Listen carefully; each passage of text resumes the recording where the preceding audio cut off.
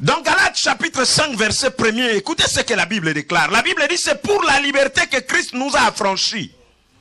Demeurez donc ferme et ne vous laissez pas mettre de nouveau sous le joug de la servitude ou de l'esclavage. C'est pour la liberté que Christ nous a affranchis. Malheureusement, frères et sœurs, beaucoup de chrétiens n'expérimentent pas cela. Nous sommes encore aujourd'hui, où nous avons encore aujourd'hui des chrétiens esclaves. Esclaves de la drogue. Nous avons encore aujourd'hui des chrétiens esclaves de la cigarette. Nous avons encore aujourd'hui des chrétiens esclaves du sexe. Ils ne peuvent pas s'en passer. Nous avons encore aujourd'hui des chrétiens esclaves des boîtes de nuit tous les samedis. Aujourd'hui, par reconnaissance, il dit non, je vais un peu à l'église. Toutefois, après minuit, je vous rejoins. Esclaves. Esclaves du mensonge. Ils ne connaissent pas ce qu'est la vérité. Que les chrétiens esclaves des œuvres de la chair et des plaisirs de ce monde. Malheureusement, ces groupes de peuples d'Israël qui étaient en Babylone se contentaient de vivre ainsi à Babylone, dans l'esclavagisme. Pourquoi? Parce qu'ils avaient déjà des positions, ils avaient déjà bâti leur maison. Ils disent non, nous ne pouvons pas partir. Quoique Dieu leur a donné l'occasion, à l'époque d'Esdras, à l'époque de Néhémie, de quitter pour rentrer. Et ils ont voulu rester. Combien d'entre nous, ce soir, Dieu leur a donné plusieurs fois l'occasion de changer de vie. Ils n'ont pas voulu. Parce qu'ils ont regardé à certains avantages. Si je veux changer de vie, je risque de perdre ceci. Laissez-moi vous dire ce soir, dans cette histoire, le diable vous montrera toujours ce que vous allez perdre, jamais ce que vous allez gagner. Ils sont dans l'esclavagisme, dominés par la puissance étrangère. Quittez, Dieu vous donne l'occasion, rentrez chez vous. Non, nous restons ici.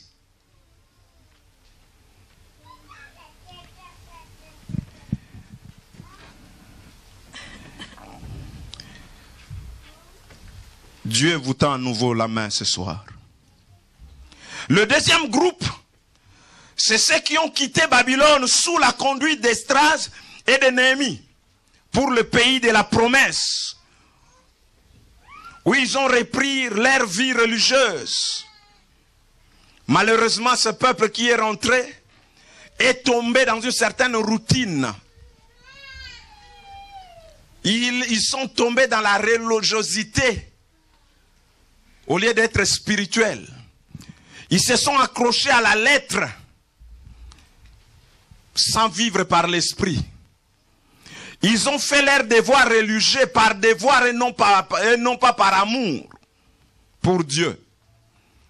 Ils ont dit vivons parce que c'est comme ça, mais ils n'ont plus l'amour, ils n'ont pas le zèle, ils ne sont plus motivés pour ces dieux-là. Ils ont perdu la motivation, le zèle, l'amour pour ces dieux. C'est que Dieu reproche à l'église d'Éphèse. Je connais tes œuvres. Je sais que tu pratiques des bonnes œuvres, mais j'ai contre toi que tu as abandonné ton premier amour. Le zèle n'y est plus. Tout c'est du formalisme. On vient à l'église comme par devoir, on n'a pas le choix. Il faut aller un peu se calmer la conscience. Après tout, on est chrétien. On fait les choses juste par devoir. Ce n'est plus par amour pour ces dieux-là.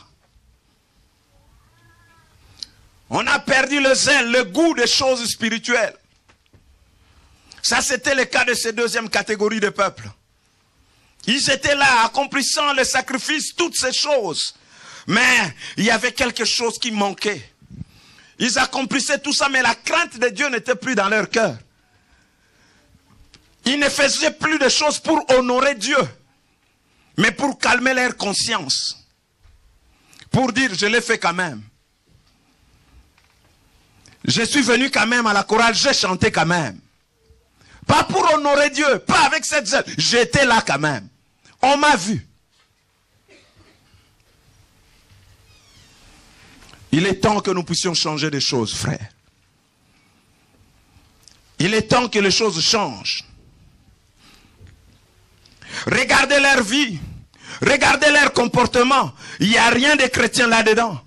Il n'y a rien des hommes et des femmes qui craignent le Seigneur. Mais ils font profession de connaître Dieu.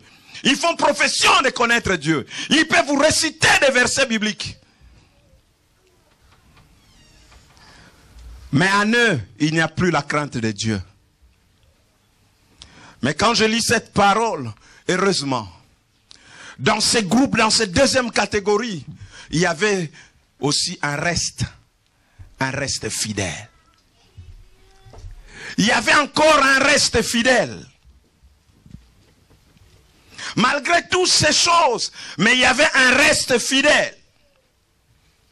Eux, ils ont continué à craindre Dieu, à honorer Dieu, à le servir malgré tout.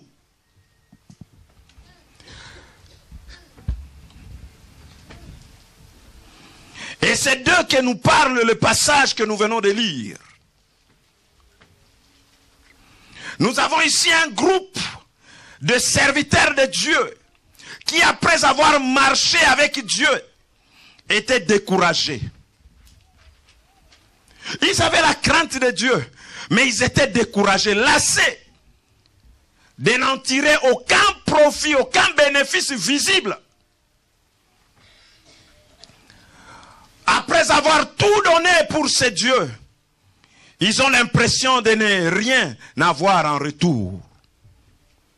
Surtout en voyant autour d'eux des gens qui ne considéraient aucunement la volonté de Dieu en train de prospérer davantage qu'eux. Écoutez ce qu'ils disent dans le verset 14 à 15. C'est en vain que l'on sert Dieu. Qu'avons-nous à gagner à observer ses préceptes et à marcher avec tristesse à cause de l'Éternel des armées? Maintenant, nous estimons heureux les hautains. Oui, le méchant prospère. Oui, ils tentent Dieu et ils échappent.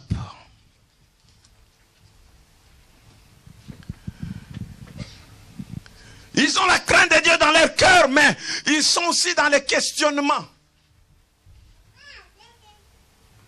Comment les choses se passent comme ça?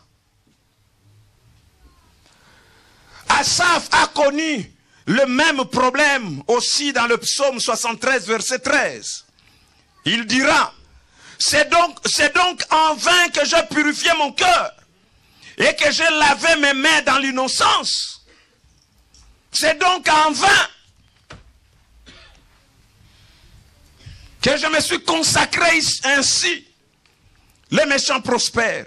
Moi, je continue à souffrir. C'est donc en vain que je crains Dieu.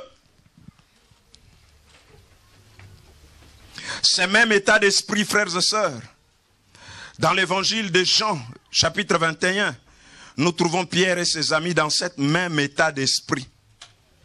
Découragés, abattus après la mort de Jésus.